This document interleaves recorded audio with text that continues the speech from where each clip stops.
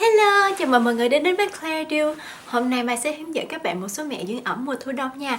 Ta hãy cùng bắt đầu nào.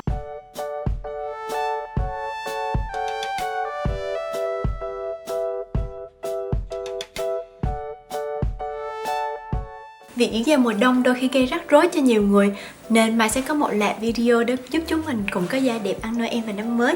Và trong video đầu tiên này, chúng ta hãy cùng nói về việc dưỡng ẩm cho da. Khi mùa đông đến, làn da dễ bị ngứa, nứt nẻ, bong tróc. Và để khắc phục tình trạng này, các bạn hãy chọn cho mình một loại kem dưỡng có khả năng cân bằng lượng nước và dầu trên da. Phải có chứa các chất để khóa ẩm, hút ẩm và làm mềm da. Chúng mình hãy cùng tìm hiểu về những chất này nha. Đầu tiên, các chất hút ẩm.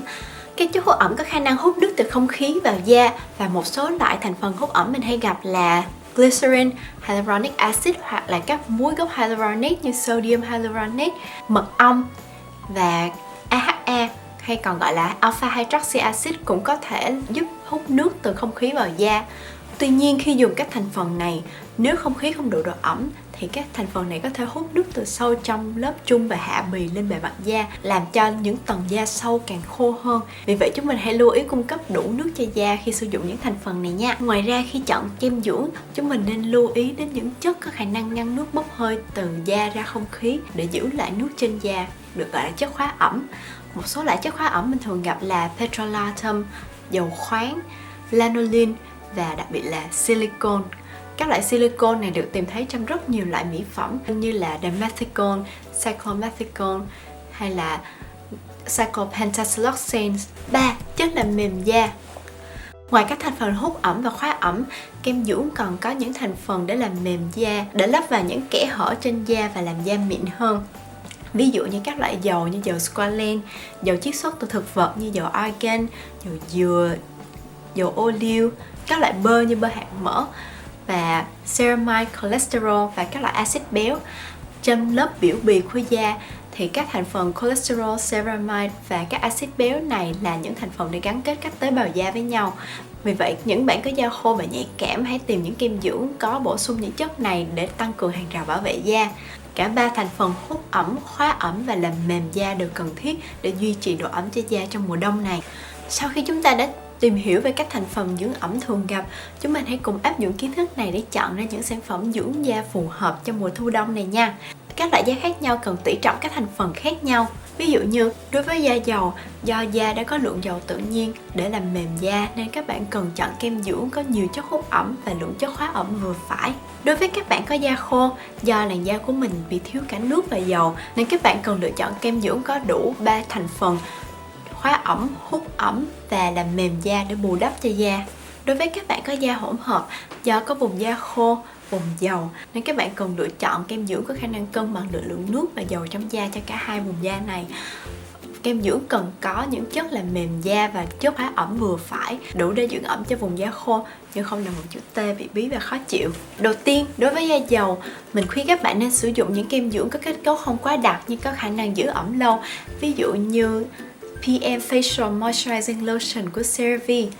Đây là một kem dưỡng khá lỏng, thấm nhanh nhưng vẫn để lại một lớp dưỡng mỏng trên da. Kem có niacinamide để làm trắng và kiềm dầu và 3 loại ceramide để làm mềm da, tăng cường hàng rào bảo vệ cho da. Ngoài ra, kem còn có chứa hyaluronic acid để hút ẩm và dimethicone để khóa ẩm.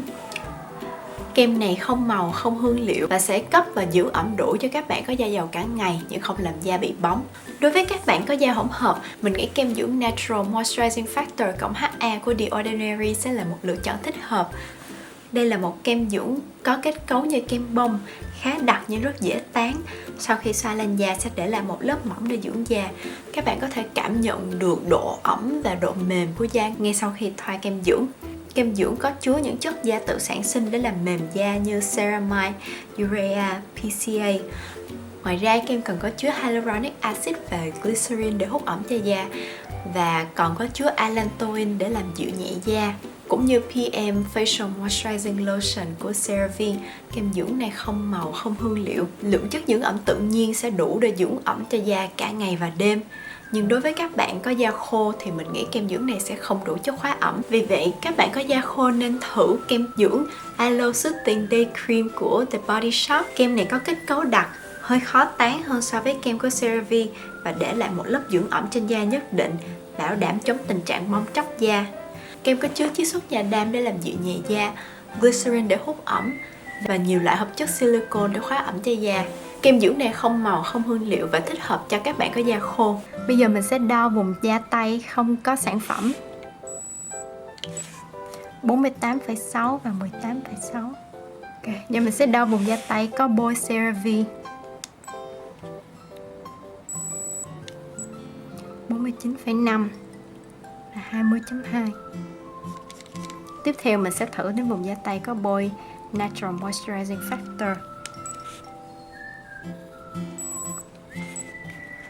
37,5 và 27,7 của The Body Shop.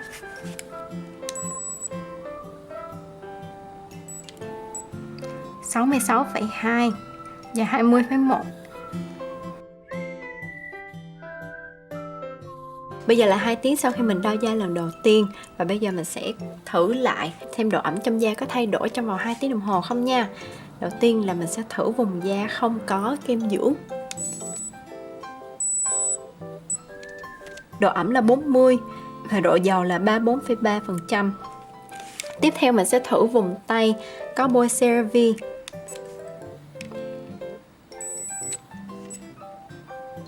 Độ ẩm là 36,6 và độ dầu là 35,5. Bây giờ mình sẽ thử vùng tay có bôi Natural Moisturizing Factor.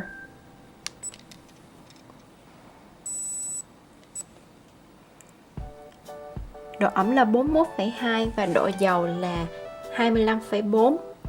Tiếp theo là vùng da có bôi kem của The Body Shop.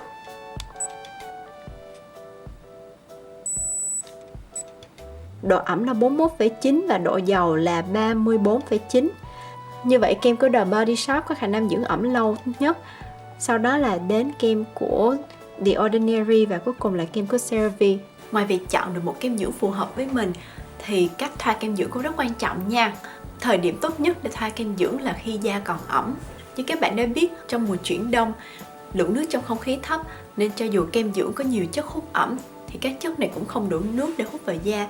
Ngược lại, chúng còn có thể hút nước từ sâu trong da lên bề mặt, làm da càng bị mất nước nhiều hơn. Vì vậy chúng ta cần thoa kem dưỡng trước khi da mất hết độ ẩm ngay sau khi rửa mặt, hoặc xịt khoáng trước khi dưỡng da.